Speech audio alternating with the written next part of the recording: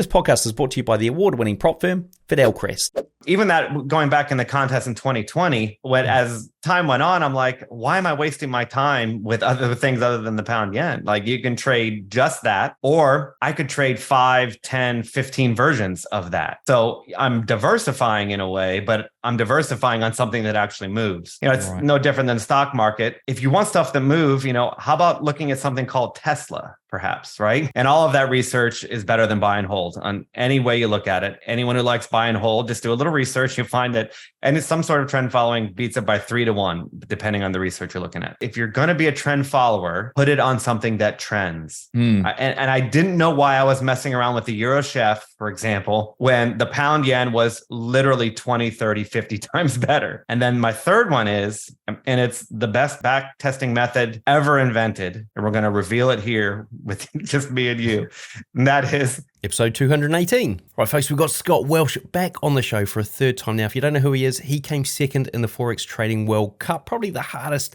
trading competition out there, and he took it again last year. You're going to find out how he went in that cup, as well as we dive deep into what he does to come up with strategies to approach not just the cup, but just trading in general. Now, there's information in here for you algo traders, you manual traders. There's a ton of stuff in there for you guys as well. And if you're a manual trader looking to get into algo trading, then I want to tell you about 3 things that I've got going on there on my Robot Builders Club. So the thing's expanded. We've got a $1 trial. So if you want to check that out, go and click the links down below the video. You'll clearly see it, or in the podcast description. We've got a $1 trial of my Robot Lab Live. We've got the boot camp where you can quickly, if you're a self-starter, get going yourself. And then also we've got the Robot Builders Club, the big main thing where you get the full-on treatment. We're doing weekly live calls. We're having a great time over there. There's another thing as well where you can actually get funded completely automatically. So go and check all of that stuff out there over on Trading Nut. Links under the video or podcast description. Right, now, a couple of other things that I want to tell you about before we dive in. I've got a video coming up where I try and make $5,000 in a week using scalping software inspired by a Singaporean HFT prop firm. So that's coming up. Be sure to check that out. Also, on the live streams, we've got a couple of guys going for it, and you guys can take a part in this as well. They're going to try and pass the 50K funded challenge for Crest. Okay, so if they pass it, they're actually going to get $1,000 each. If you guys want to take part in that, I'll put a link to the entry form below the video or podcast description here, so you guys can dive in there and take part in it as well. You've got to come on the live stream, which is the kind of cool thing because everyone else gets to take part in it as well. All right, folks, enough from me. Let's get on with this interview. Crest is an award-winning prop firm that funds traders with up to $2 million and offers generous profit splits up to 90%. So one thing that really sets Crest apart is their no minimum trading days requirement on their challenge and verification stages. On top of that, traders who successfully pass the challenge and verification stages are eligible to receive a bonus payout of up to $30K on top of their funded stage profit split payout on performance. And be sure to use promo code TradingNut, all one word, to get 10% off your next challenge. Click the link in the description below or the card above to find out more. All right, folks, here we are on Trading Up. We've got a familiar face in the house. We've got Scott Welsh back on the show. He's been on it a couple of times before. Last time you had just placed second in the Forex Trading World Cup, and that was about 2 years ago, almost to the date of this to today's date. So welcome back to the show, Scott. I know it doesn't seem like that long. I miss talking to you, so I'm glad to be back. Yeah, it doesn't seem that long. It doesn't. I think that whole pandemic thing just like shrunk time for everyone. Yeah. So you time warp. Yeah, so you place second, which is a phenomenal achievement for the Forex Trading World Cup. You then, I found out just before, have had another crack at it in the past year for the next one. How did that go, and what learnings did you take from that second attempt? I don't know why this popped in my head, but there's a scene from an old movie, Glory, with a young Denzel Washington, and they're in a tent, and it's a Civil War film, and they're in a tent, and people are saying, what'd you do? And these are down on the luck people. They're soldiers, coming from the country, whatever. And Denzel, they said, what'd you do? He goes, well, I ran for president. And everyone kind of said, what? He goes, didn't win, though. But that's what that question reminds me. I did run last year. I did run it back last year. Through March, I think I was in the top 5 at one point. Right. And then just didn't happen. It just faded. I stayed very flatlined the rest of the year, faded a little bit at the end, made money, but alas, I did not get the top 5. I was so sad. I cried for a month. And did you use the same strategies and stuff you'd used in the prior one when you placed second, or was it different? No, I had a brand new robot that I was so excited about. The testing on it was great. It had been doing well right before 2022 started. I had never in any of my systems used any sort of money management. So meaning one trade, you're in it to the end. Don't take any off. Don't scale any back. Don't lag in or leg in. So this one actually, scaled out a little bit, and it scaled out when you won, and it scaled out a little bit when you lost. And I was just so excited about it because it, as you might expect, it eliminates drawdown, or at least doesn't eliminate it, but it cuts it down quite a bit.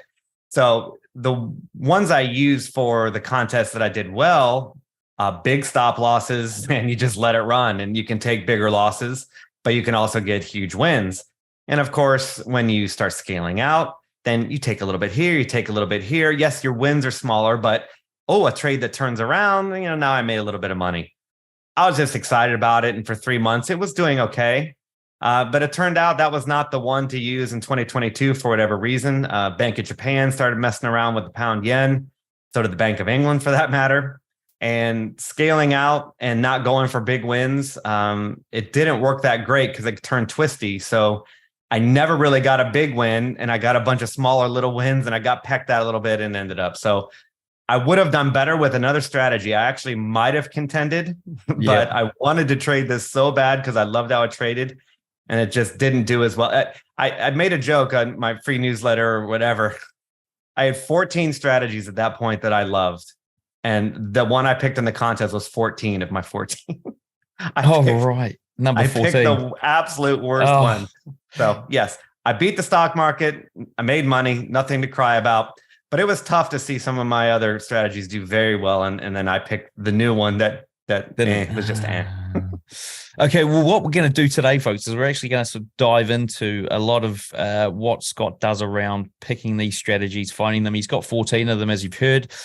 Now, if you are not an algo trader and you're thinking, I'm going to turn this off, don't turn it off, because there will be a whole bunch of stuff in here that you'll actually probably pick up and find that it's going to be useful for your manual trading, for your statistical stuff, analyzing what you do and all that sort of stuff. So even though we are going to dive deep, it is going to be very, very useful, and I promise you that much. So to start off with, I've watched a few of your videos recently and seen how you go about selecting a strategy that is something you're going to possibly, move forward into the next phase. Now, you've got a unique method whereby you just run it, and if it works without any tweaking, you're just going to, and it works across a number of different currency pairs, you're going to run with it, right?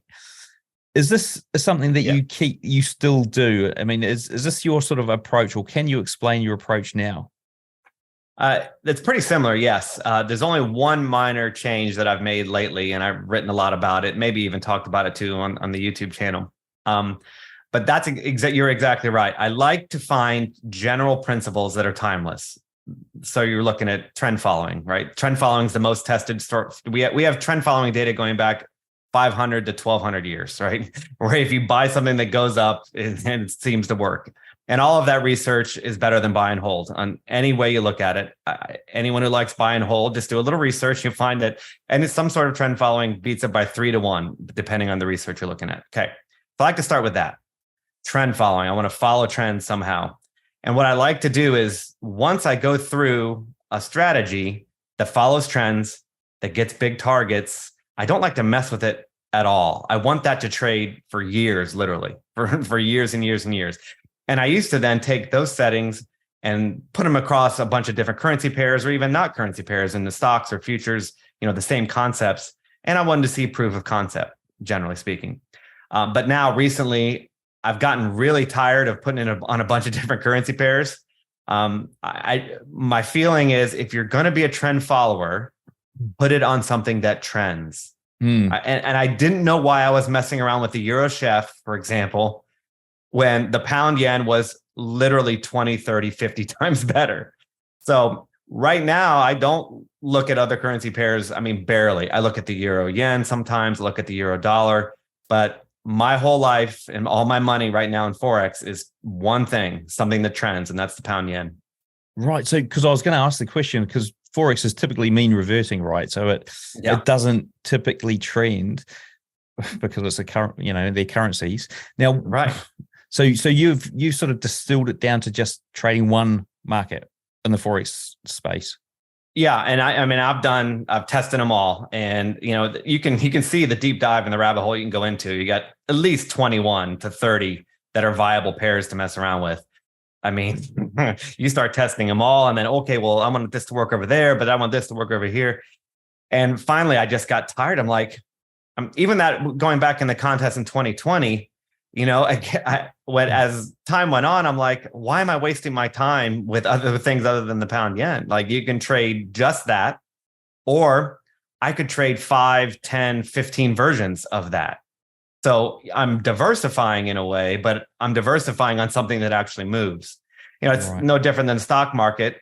If you want stuff that move, how about looking at something called Tesla, perhaps, right? Why don't you put a trend following strategy on Tesla rather than something else that just a dividend stock, for example? Not anything wrong with that. So that's a long way of saying I like my strategy to work simply and be timeless. But right now I'm focused just on the pound yen. So does that mean, because I mean, in the video I saw you had 15 or 20 odd pairs that you were testing against, and you'd found a strategy that worked across most of them and made money across most of them across maybe 10 years or something like that. Now, with that approach, how do you sort of bring that back to the pound yen? Are you just looking for something that works on the pound yen now, and you've scrapped all the other pairs? Is that what's happened? You hit it exactly. I used to run, I got some software that would run tests across many, many pairs. And so I'd run an idea and I'd run across 20. Oh, look at the results. Okay, great. And then I did it again and again and again. Well, guess what happened? I think you know where we're going with this. And every single test, pound yen was winning, and not by a little, by a lot. I'm like, oh, look at this nice balanced portfolio of currency pairs. But the reason I'm making money is really due to one thing.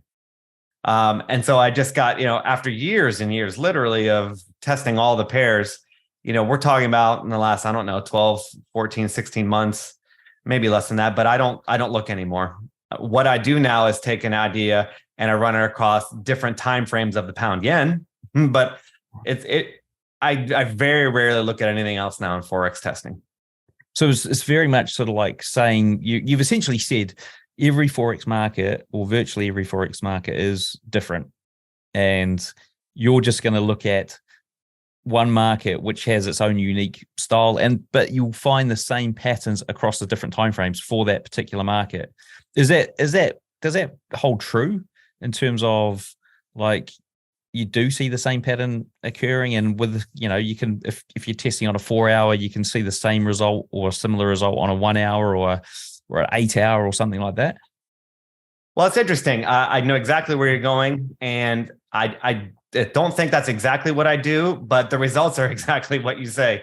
For example, I trade and test and update results and all that stuff on 15, 1 hour, 4 hour, and daily.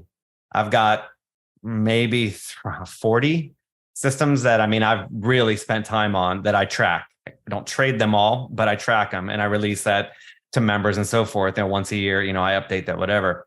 So I don't look for a pattern, like say a certain pattern on the 15 and then do the same pattern on the 4 hour, for example.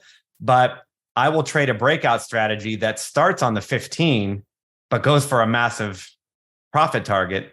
And I will trade a breakout on the 4 hour that also goes for a massive profit target. And then after 20 years of testing, they kind of end up the same, even though it's not exactly the same pattern. But it's surprising that if you're trying to follow the trend and going for big wins, you'll find some similarities that no matter where you start, it's just different ways to get to that big win, whether you're breaking out on a 4 hour chart, 15-minute chart, or daily chart. Folks, I'm excited to tell you about my new sponsor, Black Bull Markets. They are based here in New Zealand, and they're a New Zealand regulated broker who offers up to 500 to 1 leverage and over 26,000 tradable instruments. You can trade Forex, shares, commodities, indices, crypto, and they're an award-winning brokerage firm here in Asia Pacific with dedicated 24/7 client support and no minimum deposit. To trade with Black Bull Markets today, click the link in the description below or in the card above. Okay, and so you're like when you're coming up with these, because there's a big thing around, keeping your strategies robust, especially around algo trading and not curve fitting, not over optimizing them. Mm-hmm. I mean, the irony is like, how does this not sort of factor into anyone who's manual trading as well? Because it should, in theory. So how do you sort of, when you're testing out a strategy concept, be it a breakout or something, what do you do to make sure you don't get a curve fit / non-robust output? And that's the question, right? That's the big fear. That I get emails on that all the time. I'm worried. Traders are so worried. We're such a worrisome bunch, right? Yeah. Here's how I combat it personally. Number one, you take a timeless concept that's always going to be true. So if trends exist, now I guess there could come a day where the pound yen doesn't trend anymore. Okay. I mean, we've gone 20 years or more and it's still trending. So whatever. When is Apple going to stop trending? I mean, it's still trending. Since 2004. But anyway, so yes, if you take a timeless concept, your chances of it working next year are pretty good, because for my system to stop working, or at least producing profit, not going to win every trade, blah, blah, blah, but the pound yen would have to go into a range and then never leave. Right. That would be a problem. Then I'd have to find something else that trends. I don't know what would cause that. It's been in a range lately. The Bank in Japan is really doing some shenanigans, and it stays in a range. But guess what? What happens when it stays in a range? It breaks out. So number one, start with a timeless concept. Number two is I don't ever take the best results. I test for consistency. I don't test for profit. So what I want to see is I want to look at the 20-year back test, and I want to say, I don't want 5 losing years and then 3 massive years. And I will turn down the most profit over and over and over again. As opposed to, this worked in 2008, this worked in 2009, this worked in 2016, which was the crazy pound Brexit year, British pound Brexit year. Did a trade 2018, did it 2020. Now we have an anomaly. And now 2022 with the first bearish market that some people have ever seen. And all I want to see is some consistency. I don't need it to make $1 million.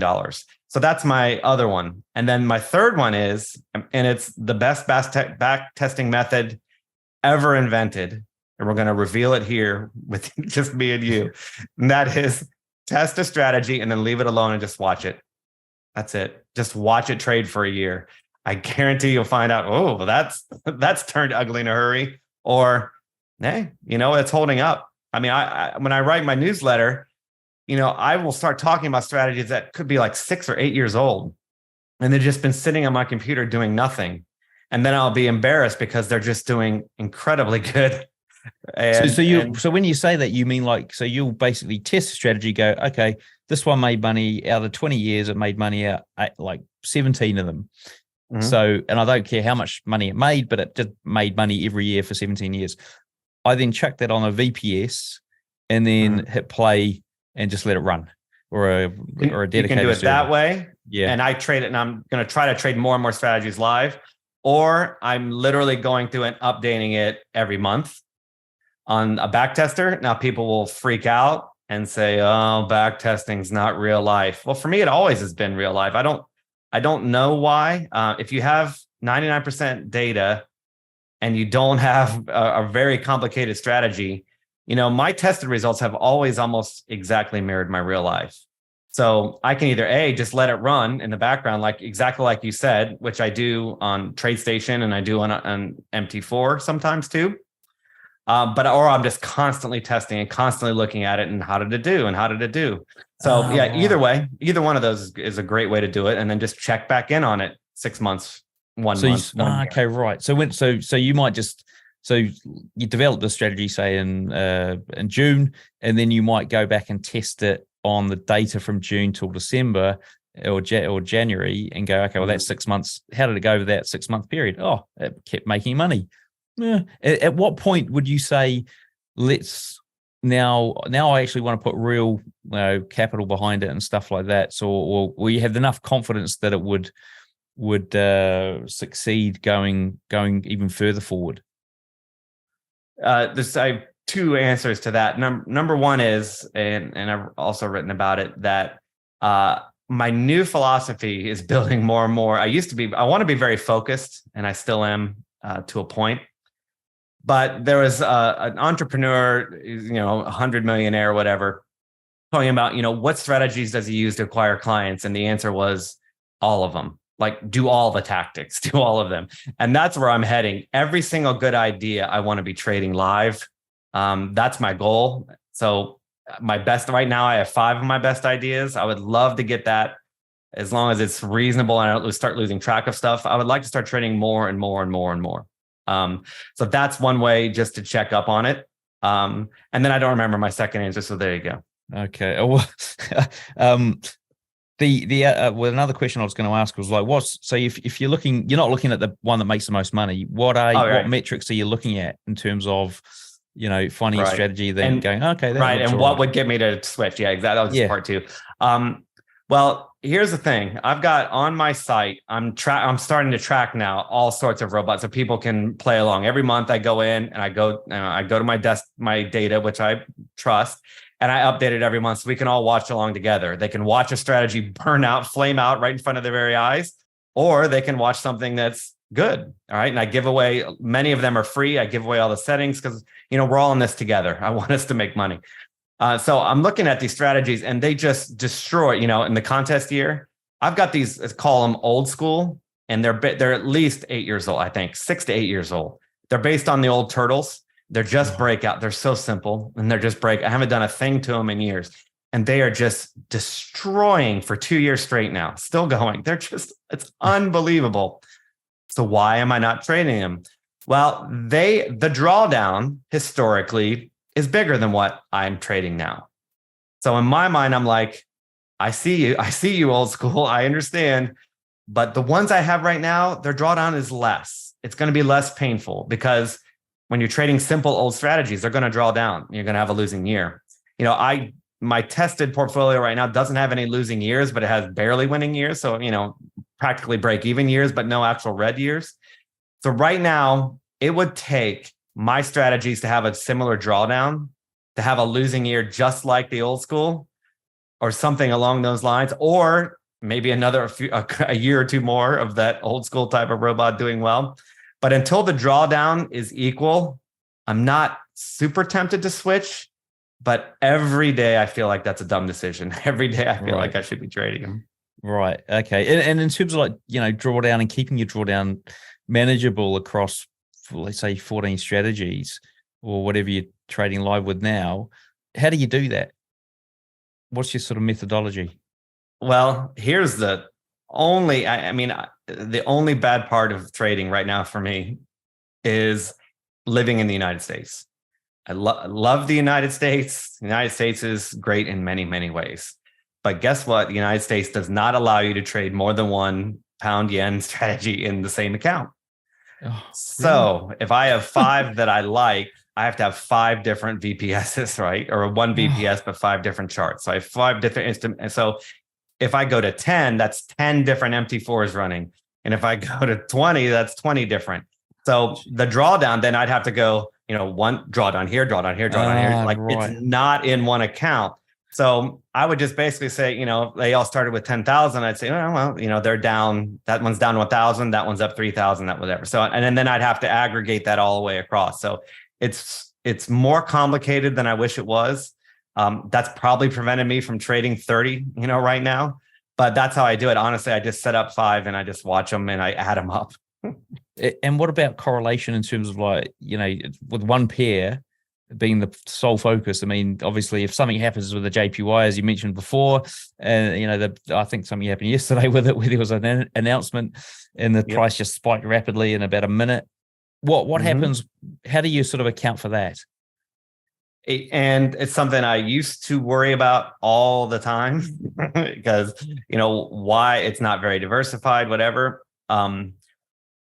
But this is what and it's just the math. It doesn't make sense to me necessarily, but all 5 of my strategies are trend following in nature. A couple use indicators and some just use breakouts of some form or another, right? You would think that those would be so correlated and that the drawdowns would exaggerate in bad times and would explode in good times. And that's just trend following, and that would be fine. But surprisingly enough, because I guess they're just different enough, and there are different time frames, so I have diversified across that. But they work together very well. Like, they aren't correlated that much. I looked at the 5 earlier today, and they're doing different things, even though they're all based on following trends and big targets. So I have yet to see any problem with that, but my mind says I should be having problems with that, but the math doesn't say it, and I haven't experienced it yet. So I guess we'll have to meet again, and I'll tell you. Yeah. So what about, it sort of brings me to think about time frame. I mean, have you got strategies running on different time frames within JPY? Yeah. 15, which is weird because a 15-minute chart seems like that's a fast-moving, noisy, but it's going for breakouts and just happens to be on a 15-minute chart. So it's a little bit, if you do it on an hour chart, maybe the robot looks at it too late. If you do it on a 4-hour chart, but I have 4-hour and day, like I said. So, but yeah, there are different time frames from 15, 1, 2, 3, and then at 1 hour chart. Well, that might not be true. 15. Yeah, 15 in 1 hour. Sorry. Yeah, 15 in 1 hour. So even though you test on 4-hour and daily, most of your trades or strategies are based on 15 and 1 hour. Yeah, and I'm mad about it because the 4-hour and dailies work great, but the drawdowns are a little bit bigger, so I haven't chosen them yet. Okay. And what about you mentioned indicators there? So how many out of all your strategies are using indicators, and are they solely based on indicators or a bit of both? What's the matrix or mix look like? Yeah, 2 of them are strictly indicators. An indicator says this, and I get in. That's it. Then 3 of them are based on breakouts. If it goes above the high, a previous high, then it gets in. So 2 are indicator based, and 3 are breakout based. And are the indicator based ones better than the breakouts, or does it matter? I think about that all the time.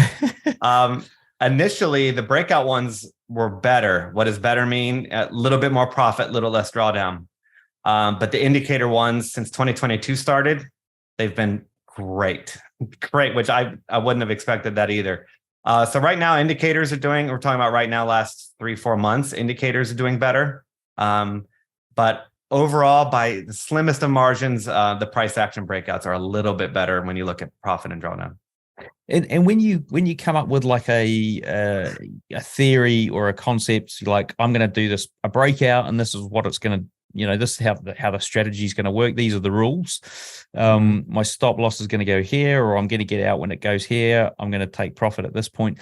Do you build variables into your robots so that you can, maybe my stop loss needs to be, could be, let's say it's 100 pips, could be 150 pips, could be 200. Would you test all those different variations, or would you just say, I'm going into this with a stop loss of, 10 ATR or whatever it is, and then a take profit is going to exit when it crosses the moving average? Very simple kind of strategy, but that kind of thing. Or have you got, or are you just, coming up with the theory and then testing out variations of the stop loss, the entry, the take profit, filters, and that sort of thing? The first time I came up with this was 2018, 2019, that had led to what I'm trading today. I've been trading it since then, that time period too. It started with all sorts of, I tested everything. Back then I thought more is better.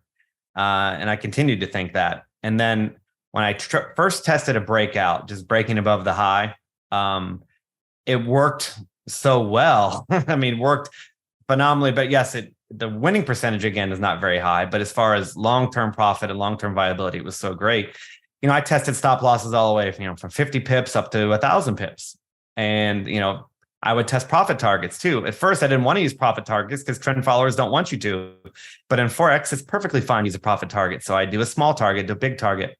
And what I found is when you're using a trending instrument, pound yen, or even if you test the Bitcoin ETF, hard to test for me anyway. I don't have Bitcoin data for the whole thing, but or Apple or something like that. You kind of, if you just put maybe 3 to 1, 4 to 1, you can go down to 2 to 1. But if you generally have a big profit target that's bigger than your stop, which is, I mean, that's as old as time. I mean, how many times have we heard that? Then you don't have to be too specific. 100 pips, 150 pips, 200 pips. Honestly, if you're going for 300 or 400 pips on your target, they're all pretty good. Like when I run a test, for example, and you get results, I'll see profitability. I mean, for 30, 50, 40, like they're all profitable. Like you can almost throw a dart and pick one. And I end up just trying to pick one with a drawdown that I like. But when you're going for big profit targets and using trend following strategies, like you don't have to, it's gotten rid of my pickiness, to say the least. You don't have to be so precise. Tired of missing trades or spending hours at the charts? Introducing my Robot Builders Club. With our platform, you can build bots in minutes, not weeks, without any coding required. Get lifetime access to my video course, VIP community, and over 40 ready-made robots. Works with MT4 or MT5, and as a bonus, you'll get 3 months access to my robot lab, where we build and test bots on live calls every week. Join the hundreds of traders who are trading smarter, not harder. Click the link in the description to learn more, get the free training, and download a free robot. And what about like sample size of trades? I mean, how many trades are you looking at over, let's say, for example, a year to give you confidence that, this is going to be something I'd actually use? I'm guessing like if you get one trade a year and you're doing a 20-year test, you've got 20 trades, your confidence is going to be quite low. So, I mean, what's your number? What's my number? Well, honestly, though, if we're going to switch over and talk about stocks, I would take 20 to 50 trades for sure. Trading a daily or a weekly system based on a trend following methodology that made sense with a big profit target, 100% I would take that easily. But in the Forex market and generally in testing, I love 500 trades. I love that. Generally, my strategies show between 500 and 1,200 trades lifetime. So I'm perfectly fine with that. I found that does translate into the real world. But again, if we're talking about a different instrument, you could talk me into 20 to 50 trades on some things, right, if they're long term. Okay, so 500 is the magic number. And what about things like time of day of the week? Do you go into the detail around testing that and excluding days, excluding hours, that sort of thing? Done all of that. Done all of that till my eyeballs got blurry. There is something in the Forex market about trading when the Americans trade for some reason. If the Americans are moving between like 9:30 and then they start petering out around 12. There are systems that I've built just for the New York Open. It seems that that's when people get excited about who knows what, even though it's been going 24 hours a day and we've got London traders, we've got Asia traders. I mean, all of those are big traders. I get it. But there's something about the chart that happens before noon Eastern. It's crazy. But I also have systems that just trade whenever the signal comes and it doesn't matter. So I used to have a bias for maybe trying to trade when the Americans trade or New York, but I don't anymore. I'm fine with a signal now, especially if you're using an indicator. Just when that indicator fires, that's fine with me. And would you I suppose, go into it coming up with a system that is going to trade the New York session versus coming up with a concept and then going, let's just see if it works better in New York, London, Asia, or that sort of thing? Yeah, I've tried all the different types of days for going for big targets, and pre-noon works the best for me. And now, again, it may not be true for someone else. All right. I'm not saying it's the right and wrong.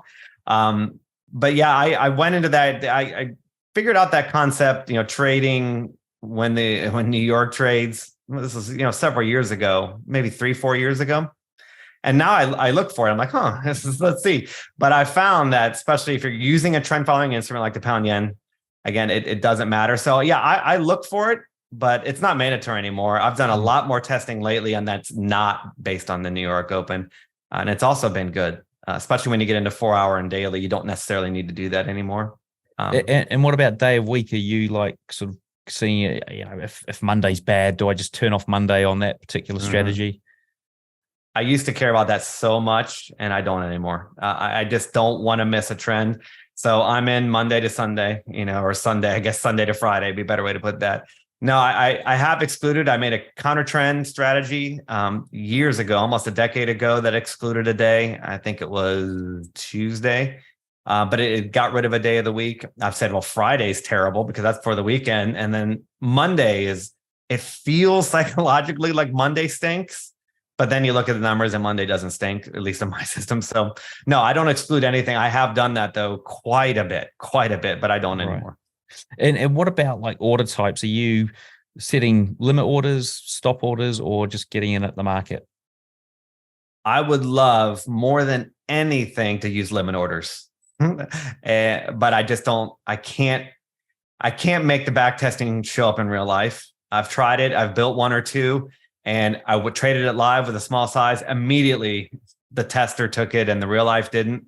So it's like, I don't know what I'm going to get. So if I could, if I was a discretionary trader, I'd use limit orders. I love them to death, but all of my robots now just get in at the market. Okay, so in at the market, right? So it is limit orders and penny orders as a whole, stop or limit are. You got that extra decision to make, which I find is an issue where you've got to go, when do I cancel the order? Yeah. Like, what point do you cancel the order? Because it's like, well, how long's the setup valid for? So then you got all these things you got to think about. It's such a pain. Right. So what about? I mean, I don't know if we got the answer to this one around the metric that you like the most to determine whether or not this is a strategy you'll go ahead with. Have you got like something like profit factor or another kind of metric that you use? Profit factor is great. Perfectly fine to use that. I've used, if you have a lot of testing, I like max profit divided by max drawdown. You get a number. I like that. But that's not really relevant if you're looking at a shorter term, like just trading the past couple of years, because you never know. I mean, you'd have to have a lot of data to use that, which, I generally test long term. Honestly, what I like is what are the yearly returns over the past 20 years? And I just like to look at that. I'm very long-term, at least in my thinking. So I don't really care what today does or next month or even the next 6 months, but I would like to have confidence that, at the end of every 12-month period, I'm doing okay. So that's my favorite actually, but profit factor 100% is excellent to use. I've found, in the 1.4, I've seen strategies work for a long time at 1.2, 1.3 on a profit factor. 1.4 is great. Higher is better, as most people will tell you, but some stock strategies, I've seen profit factors of 8, it's whatever, and they're fine too. But generally speaking, I'm just looking at the drawdown distribution. That's my favorite. Right. And what about like, you mentioned, yearly return. What would be a sort of, I want it to beat this much per year to give me confidence that like, I'm going to keep running the spot. What's the minimum sort of yearly return you want to see? Or the minimum average, I suppose. Yeah, boy, that's a tough one because I used to be so scared of everything that, I didn't like, I would look at my max drawdown first because I was so scared and like, oh, the max drawdown is $10,000. So I better trade this on a $30,000 account. Because what if I draw down 10? At least I'm safe that way. And then you make 4 pennies, you have to take on some risk. Yeah. I don't want to say, but I'm going to say, I would like to see the potential for 100% year in the testing. Now that comes with a big drawdown. So please, everybody, please be careful. That means that I'm willing to accept a 50% drawdown or, an outrageous amount of drawdown, which most people can't take 1% drawdown. Right. But in my testing, I would like to see the ability to double my money at least once, not every year. Of course, not every year. But I'd like to have the potential of having, if I have a banner year, I'd love to see it double. So that's where I start. I can take the size down from there. But in my testing, that's what I like to see. And do you have like a strategy that's sort of been one that's performed the best for you over the long term or is it just a portfolio of them? The best, and we may have even talked about it, it's been years past, the best strategy I've ever tested is called the Hornet. And I spent 2,500 hours developing it. It was my first real attempt at it. That's still by far my favorite strategy. And I do not trade it anymore because I can't trade it in the US. The spreads are just too wild. It goes for a very small profit target, and the 15-minute chart uses the RSI indicator. The win percentage is in the 70-80%. If it traded like it tested with no slippage, right? No 5 p.m. Eastern where the spreads go to 20, 30 pips. No Sunday night where I'm trying to get out and a winner turns into a loser because the spreads are 20, 30 pips. if it just traded the way it's supposed to trade, I'm going to get upset, Cam. That's by far. And it was a negative risk to reward. It's 14 pips and a 50 pip stop. But that has continued to work. It's not perfect, but it's continued to work on my testing. But I haven't traded it live in years because I just can't. Like, there's no way. Winners turn it like, oh, I got 15 pips. No, I didn't. I had a loser. I mean, I can't trust that. So yeah, that's my favorite. My second favorite is what I do now. Huge targets, trend following, any sort of breakout trend following, or any sort of indicator that goes for big targets. I love them, and I'm going to love them for the rest of my life, I think. And I suppose, does that mean that you can sort of, with the trend following stuff, you can avoid having to worry about, the slippage and the spread and the cost of the trade, because you're in a trade for much longer if you're winning, and it just soaks up any kind of, discrepancy that the broker's putting on you. Yeah, I had so many bad hours of worrying about spread. I had programmers that are the best programmers I could find help me and build in slippage and don't get out if the slippage is this and that. And I could not make it work. Nobody's fault. The market was just too wild. It didn't happen when I was at TradeStation. I don't know why. Years ago, TradeStation had Forex. It doesn't anymore. I made 100%, over 100% in a year with this robot and TradeStation. Everything was fine. I had no problems. As soon as I couldn't use TradeStation's broker, I don't know if it was Gain. I forget who it was. But since then, it's just not been feasible. But yes, going trend following, I don't ever look at slippage ever. Yeah. I mean, it just doesn't come into play. And if you had to sort of, say you had your theory, you built your strategy, and you're now going to go and test it. What's your process around, like, start to finish? Here's the first thing I'm going to do. Here's the next thing. Here's the next thing. Here's the next thing, to the point where you're either happy with, the results, or you bin it. And what's the sort of, geez, I'm asking so many questions here. What's sort of decision-making factor around, I'm going to bin it versus I'm going to keep it? Well, I've got, I'm a serial tester. I think you know exactly what I mean. I think you're along those same lines. Yeah. I have so many now of different versions of trend following, different versions of all sorts of things. I mean, sitting on my computer, there's so many that right now I can just go back and cycle through old ones over and over again, like we talked about earlier, and don't even have to come up with any ideas. I just let a strategy sit for 5 years and then come back and see how it's doing. Like, oh, all right, well, that worked for 5 years. Maybe I should incorporate that. I do so much of my learning based on what happened in the past and how I can update that here. So my process to sit down for just get a new strategy is going to be an old strategy. That's number one. That's the first thing I do, is do something I did a bunch of years ago and forgot about, or just have been ignoring because I'm only one person and I'm dumb. My second would be, I'm very idea based now. Whereas before I was much more on the data mining side, where I don't know what I want, but I'm going to start testing and I will find something. I will find a pattern. Now it would be an idea.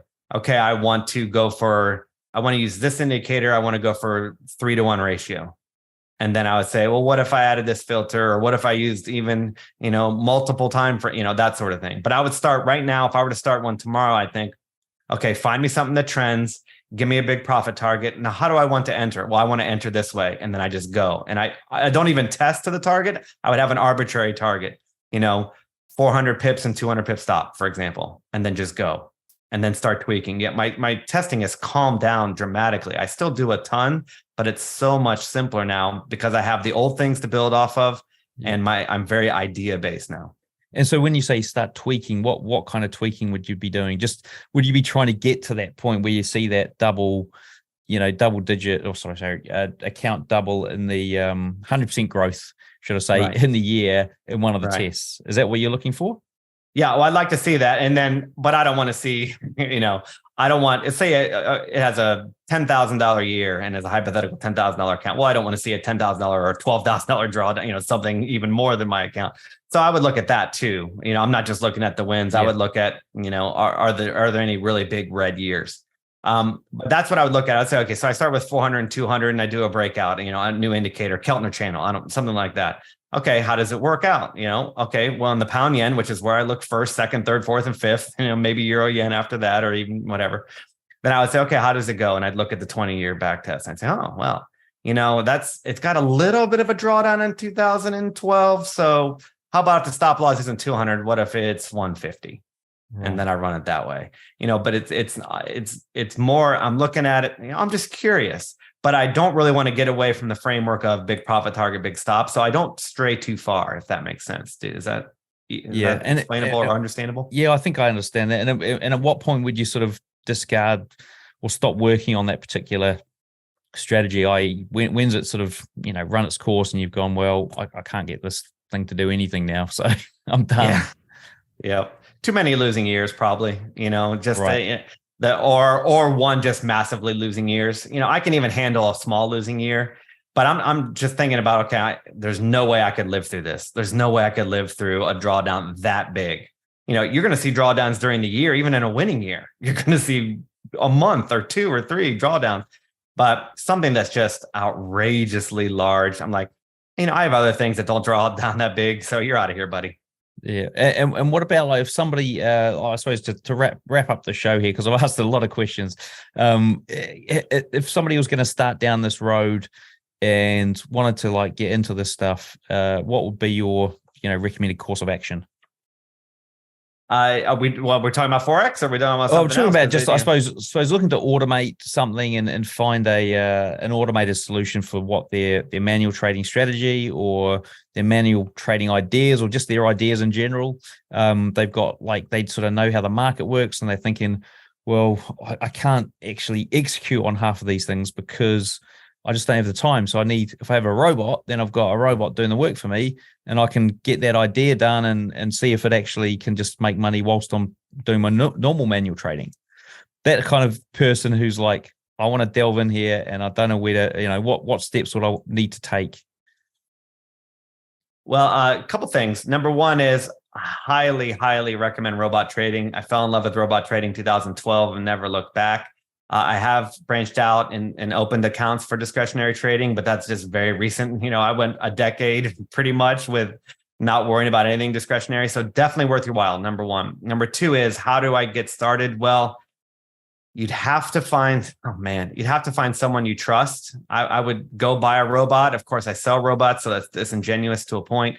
But I post results on my site. So find someplace something like, what I'm trying to do and trying to be transparent and look at the results for a month, 2 months, or even a year. Find something that, you can trust that someone's trying to do honestly and not trying to trick you and make a sale, and then say, okay, well, this was automated.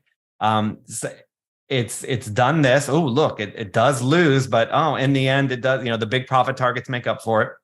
And then consider with small trade size, getting someone else's and trying it.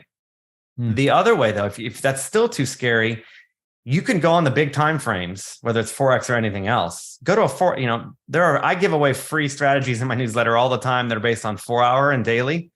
You don't need a robot to trade them. Like, you can see them coming a mile away and it wouldn't be any trouble at all. So take a robot, but it's so easy to trade because some of the rules, I'm still shocked at how simple the rules can be to make money if you're trend following. And then just honestly, you say, okay, well, I'm going to trade a 4-hour chart live. It trades once a week or maybe once every other week. And then, okay, I did it myself. Let's automate it. So those two, get someone that you trust and try it, or take something long-term that you can handle easily and then just automate it from there. Brilliant. Awesome. Well, look, hopefully folks here got a ton of value out of this. I know I did, and can apply some of this either to your manual trading, or if you are an auto trader, then you can apply it to that. Or if you're even looking at getting into it, you know what to do now. So, Scott, what's the best way for the traders to get hold of you? ScottWelshStrategies.com. Please come. I do have a YouTube channel that's Scott Welsh Strategies. So yeah, either way, free stuff on both. So you can go either place.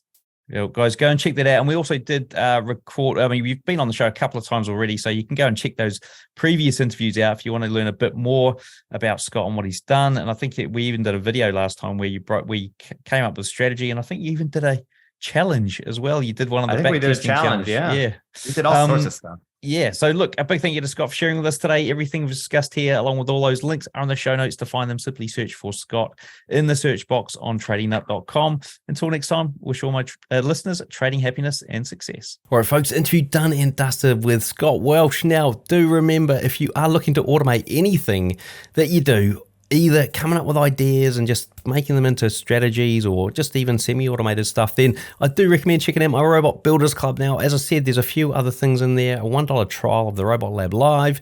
There's the boot camp, which is a lot cheaper than Robot Builders Club, and then Robot Builders Club as well. So worthwhile checking out those on tradingnut.com.